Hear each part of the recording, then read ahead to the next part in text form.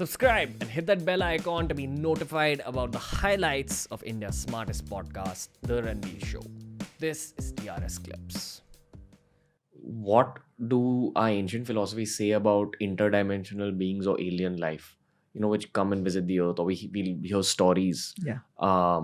Even in like the Mahabharata or Ramayana, where there are beings that are beyond the human realms.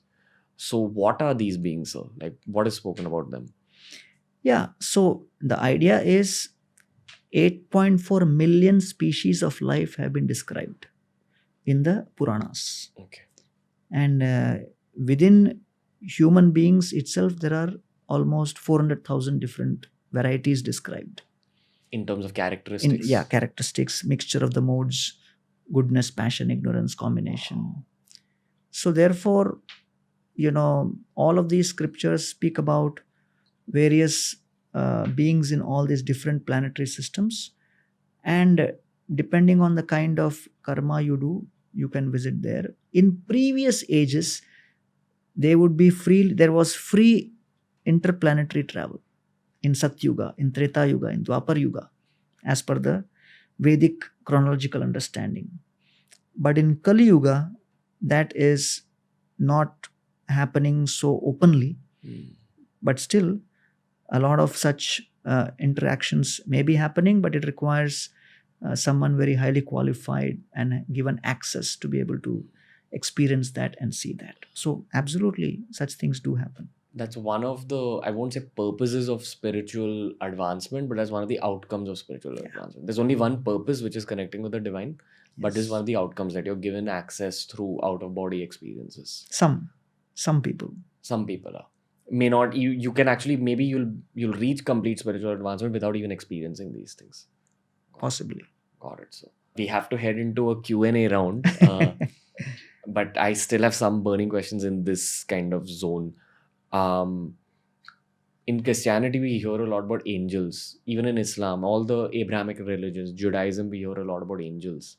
What is the equivalent of angels in Indian culture? Farishte or all that. Is it Indra Bhagwan? Are those considered as angels, or is that different? Well, we have 330 million gods who are basically kind of they are like the people who are taking care of the universal governance. Just like the municipality has water department, electricity department, MSCB is there. Like that, Surya, Chandra, they are all the divine governors of this universe. Then at a spiritual level, there are the spiritual preceptors, the gurus. They are also angels because they are carrying the message of another world. In that sense, anyone who has an otherworldly connection is typically referred to as an angel. Got it. So one who is connected within these 14 planetary systems to other gods, those gods are also like angels. And those who are divine beings, spiritual beings, connected with the Supreme, so they are also considered to be angels. Devata karma sachivaha sadhavo dinavatsala. So comparison is given in the 11th canto between both these types of angels. Devata karma sachiva.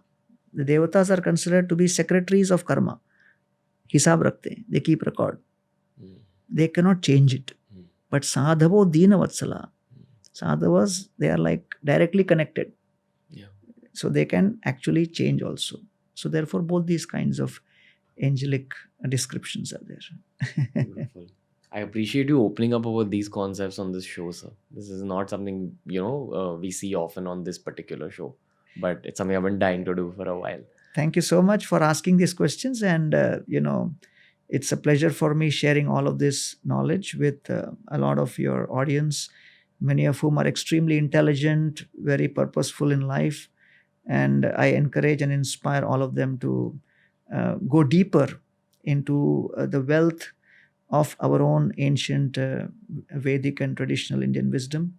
And ultimately, the bulb was made by Edison in America, but it's lighting up the whole world. So like that, we have our tradition, which has been a part of India's dharohar India's tradition, and it has the capacity to light up the whole world. So why not, get access to that? Are you, do you ever even give a thought to people who will criticize you for putting this kind of knowledge out just because the world of modern science doesn't back it yet? See, when you're dealing with health, if you have a health conference, you may have an allopathy doctor speaking about how he plans to cure. You will have an Ayurvedic doctor, speaking how he plans to cure. You will have a naturopath. So all of them are trying to provide some solution. Hmm. So ultimately, they have one common aim: to solve the problem of pain of the body. Hmm. So I would say that everyone with different professions in this world, whether they are scientists, engineers, doctors, spiritualists, we are all trying to provide different solutions. So those who are of this world try to provide solution to problems of life till death.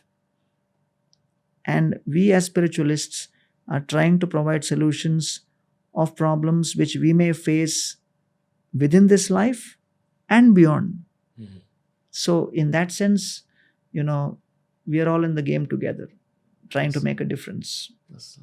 But if anyone throws venom at you, what is your response as a person? I would say that at least they are showing some attention to me. That attention is better than ignoring and Yes, sir. saying that irrelevant, Oh, forget it. yes, sir.